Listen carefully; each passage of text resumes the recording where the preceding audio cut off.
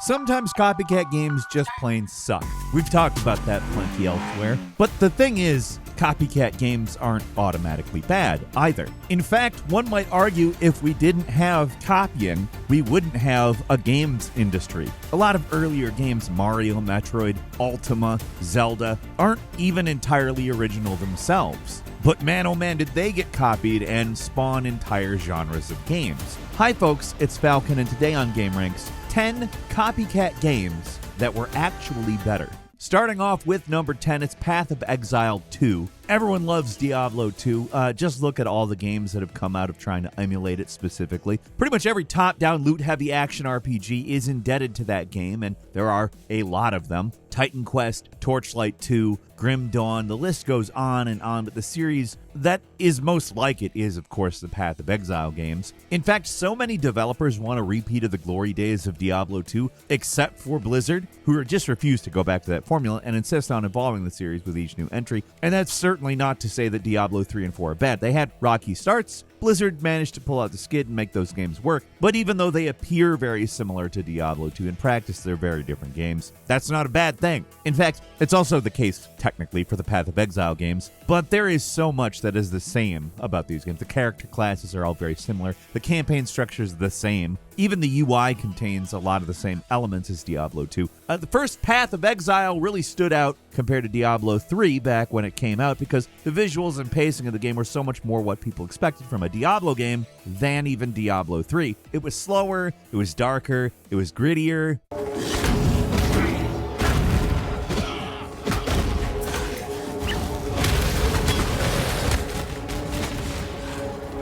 A lot of gameplay systems were completely original. The entire skill system is different in both Path of Exile games, but the spirit of Diablo is there, even in Path of Exile 2, where they really emphasize the action in action RPG. Just compare the graphics in Path of Exile 2 to the Diablo 2 remaster. They're very similar, and that's totally intentional on the devs' part.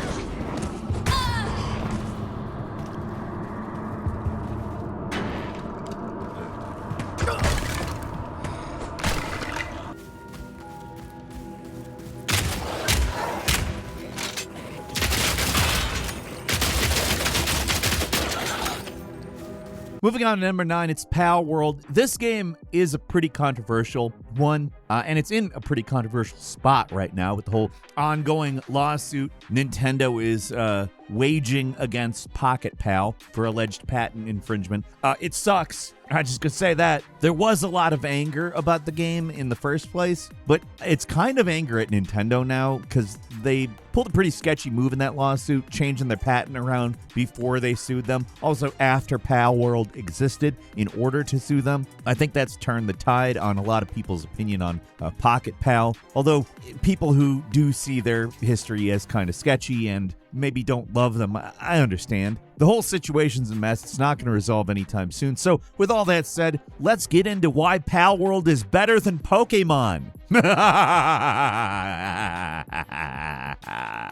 All right, so that's a bit of a joke. It's obviously subjective. Even any of the games on this list are subjective. Pal World, the one game, is not better than the entire franchise of Pokemon. But there's a reason why there was a lot of excitement around it when it first came out, and it wasn't just because you could give monsters AK-47s. Thing is, Pokemon Scarlet and Violet, the most recent entry in the series, was just not ready for prime time when it came out. It's the open-world Pokemon game everyone wanted, but the execution left a lot to be desired, particularly in the technicals. Like when you've seen Breath of the Wild or Tears of the Kingdom working fine, not chugging along like shit, looking at the significantly less action-packed and fluid Scarlet and Violet, and its performance is it's pretty depressing.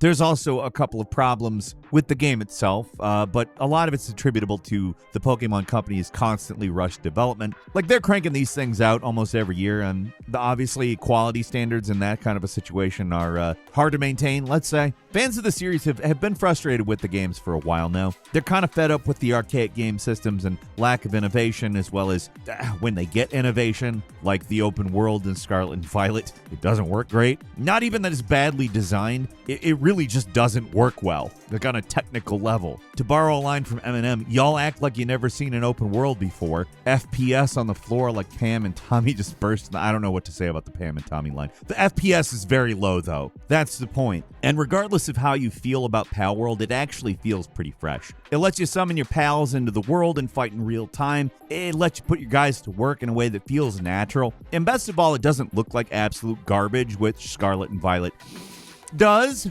It's not even that the art style's bad, it's that it runs like shit. The open world in Pal World is better looking just because it's not even working with the technical limitations. The hardware Pal World is designed for is just inherently better, and it runs well too. It brings in some new ideas too, at least for a Pokemon style game. I like Pal World. I liked it from the start, honestly.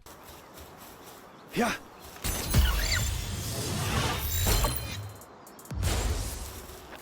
Yeah. At number 8 is Resident Evil 1. It may have been the first game to be given the moniker of survival horror, a term Capcom invented for marketing the game. But there was a game that came before Resident Evil that was the true progenitor of the genre, Alone in the Dark from 1992. These games are pretty different from one another, but the similarities are actually pretty striking too. Both games use fixed camera angles. They have a 3D character who moves around the world using tank controls. Both games feature a male and a female protagonist who you can choose to play as at the start. Both games set in a spooky mansion. Both games mix combat with puzzle solving. Like, there's a ton of similarities here. The developers behind Resident Evil 1 have never admitted it, but to claim that they weren't inspired by Alone in the Dark is absolutely absurd. And even that game might not have been the actual first survival horror game, but it was the first to have pre-rendered backgrounds and tank controls. I mean, in terms of the type of game, it's the same type of game. And it was the only one of that type of game before Resident Evil was also that type of game. And Resident Evil is the better game. No caveats or exceptions here. It's just better. Alone in the Dark may have had some Lovecraftian ideas that were kind of intriguing, but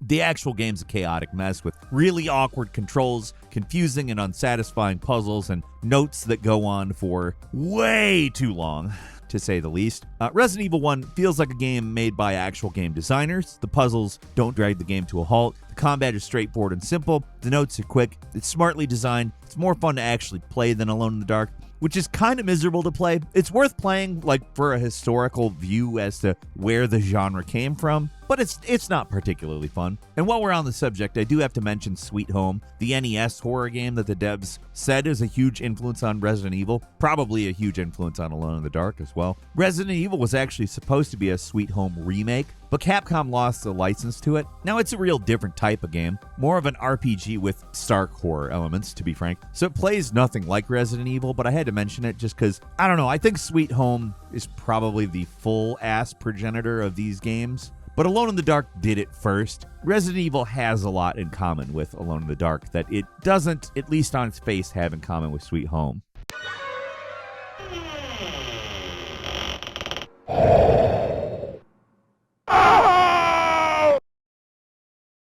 At number 7 is City Skylines. After the catastrophic failure of 2013's EA SimCity reboot, there was a hole in the market for anybody to come in and take the straightforward city builder crown. It took a while, but we finally got a proper SimCity successor with City Skylines. The developers are not afraid to admit what the game is. It's supposed to be a new SimCity game with the name change, but for most SimCity builder fans, that's exactly what they wanted. SimCity is unfortunately dead in the water. There hasn't been a peep from EA about reviving the franchise, but people still want to be able to build little metropolises.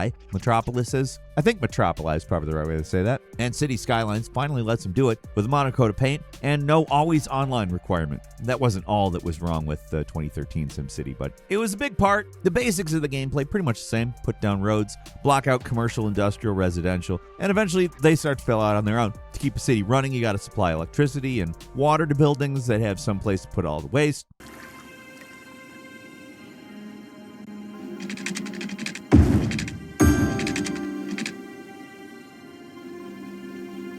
At base level, Cities is pretty much identical to SimCity. Now, what makes the game different is the level of complexity. Things get exponentially more complicated as the game progresses. Eventually, the traffic simulation in particular, which is its own huge thing. People call Cities Skyline a traffic simulator for a reason. Getting traffic under control is one of the most difficult things about the game, and often the thing you're messing with the most once the city's built. That part of the game is actually a little divisive, but the rest is a chill SimCity game. Shame about the sequel, though.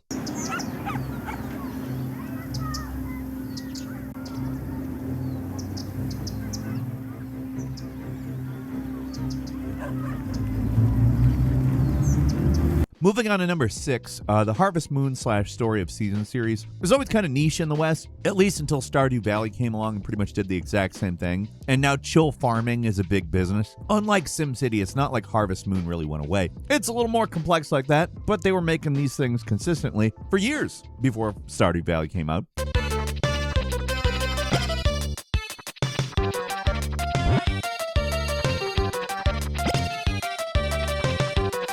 But there was one thing they didn't do, and that was put them on PC. It's not like that's all that Stardew has going for it, but the PC release combined with the cheap price made it the go-to casual game for many, many people. It's not some lazy also-ran either.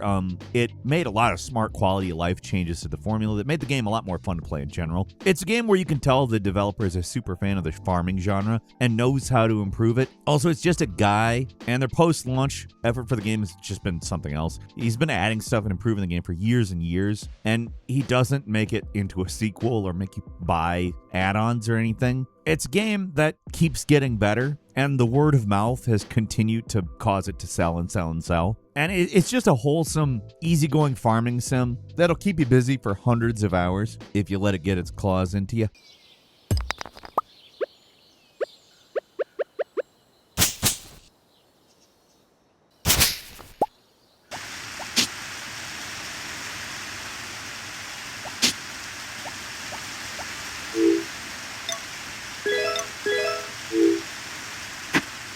And number 5 is Sonic and Sega All-Stars Racing Transformed. When Sega first released the Sonic All-Stars Racing game, the Mario Kart series was in kind of a funk. I mean, this was before Mario Kart 8 came out and slowly grew into the unstoppable behemoth it would eventually become. But the most recent one was Mario Kart Wii, and that was one of the more disappointing ones. Sega's tried many times to rip off other Nintendo franchises, to let's say varied success. Sonic Shuffle tried to be Mario Party, absolutely terrible. Sonic the Fighters isn't a lot like Brawl, but that's why it exists. Sonic Chronicles The Dark Brotherhood was BioWare's attempt to recreate the magic of many Mario RPGs, but All-Stars Racing was different, especially the follow-up in 2012 called Sonic and Sega All-Stars Racing Transformed, which as a game is much better than a lot of Mario Kart games. Not 8, but it's pretty close. The game controls very well. It's got an amusingly broad selection of Sega properties to pick from as characters, including some off-the-wall stuff like Ryo from Shenmue and a guy from Shogun Total War, you know, the PC strategy game. But the controls are pitch perfect. The tracks, all fantastic, and the game's gimmick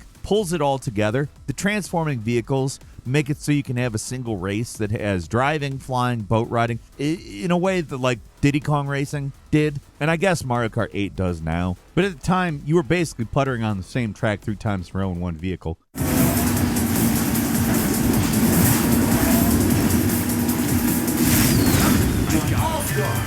This game's the stages transform between laps, and so they're unpredictable and fun as hell. You'd think the focus on spectacle would get old, and you know, maybe after a long period of time it does. But it's a great kart racer regardless, right up with Crash Team Racing as one of the few actually good Mario Kart copycats.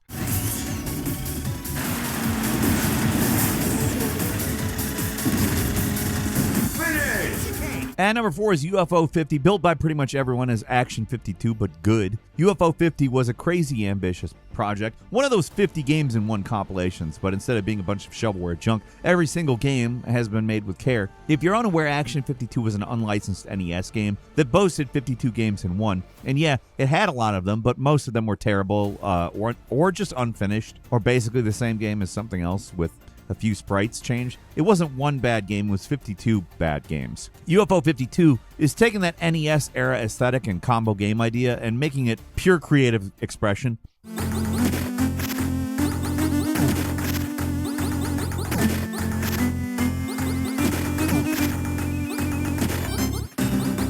Not every game in UFO 50 is great, but almost everything here is original, creative, and at least interesting to explore, if not actually play to completion. It even has its own version of Action 52's most infamous game, The Cheetah Man, a terrible Teenage Mutant Ninja Turtles knockoff that was, as far as I know, not possible to finish. That was the last game in the collection, while UFO 50's last game is Cyber Owls, which has its own made-up backstory about being a failed attempt at creating a franchise. UFO 50 is just as much inspired by those old PC game compilations as Action 52, but those things were also mostly terrible, whereas UFO 50 is amazing.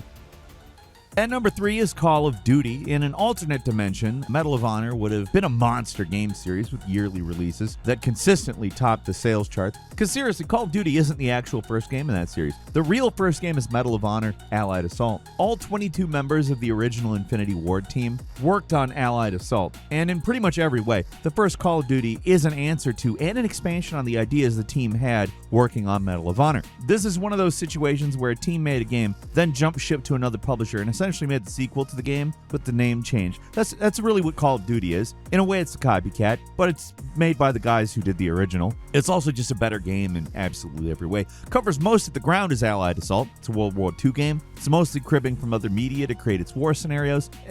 It's just instead of Saving Private Ryan, it was Band of Brothers and Enemy at the Gates. But what really makes Call of Duty better was the controls. They added sprinting and leaning down and aim down sights and crouching and prone, and you just had so much more control over your guy than the previous games. None of these features were new, but they were mostly reserved for more complex realism-focused war games, and, well, Call of Duty is a bombastic action game at its heart, just with more options to how you could control your guy.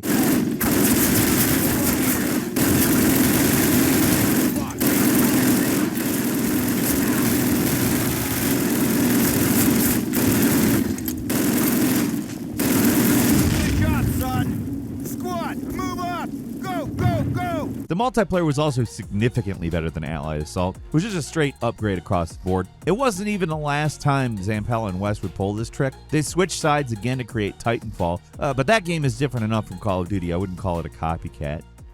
At number 2 is Shadow Tactics Blades of the Shogun. Developer Mimimi, may they rest in peace, was never shy about their inspirations. The Shadow Tactics games were 100% copycats to Commandos and Desperados games. They play almost exactly the same, the UI elements are practically identical, but this is another case where someone was just coming in to fill a hole in the market. There's a fan base for this very specific brand of tactical stealth game, where you have multiple team members, each with their own strengths and weaknesses, and they drop you into this massive sprawling level where you need to sneak around, silently eliminate enemies, and complete objectives. These games were not for the impatient. They require careful planning and observation to make even the most incremental progress, but when your plans all come together, few games are as satisfying. You'd think a game set during World War II would be completely different from one set in feudal Japan, but they're a lot more similar than you think. Seriously, the way enemy vision cones work is exactly the same. Many abilities are almost the same. It's essentially the same game with a different setting. Also, just a better game overall. Being able to set up and execute your plans is a brilliant addition, along with the quick save timer that reminds you to make a save if you haven't after a while. Stuff like this shows these guys understand exactly the type of game they're making here,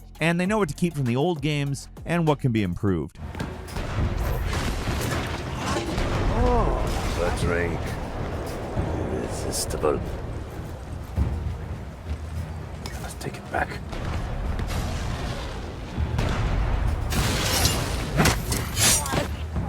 Death has come.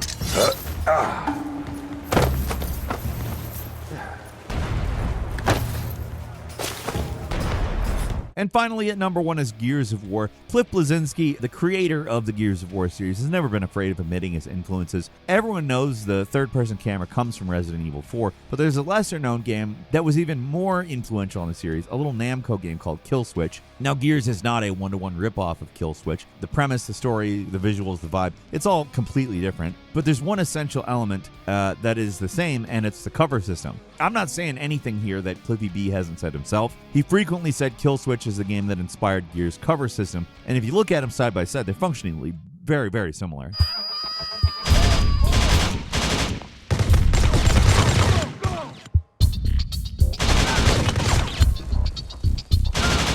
Of course, Gears is a better game that does cover better than Kill Switch, but Kill Switch got there first, and that should count for something. Yes, I know other games had cover before Kill Switch, but it's the game that when you walk up, you cover, you press a button, get into it, get in a low cover, blind fire, peek in and out, that shit's Kill Switch. And it inspired Gears, and Gears basically, like Mario essentially was for the platforming genre. There were platformers before, but that was the flashpoint. And Gears was the flashpoint for this kind of game. It's why you have Uncharted and a bazillion other third-person FPS games.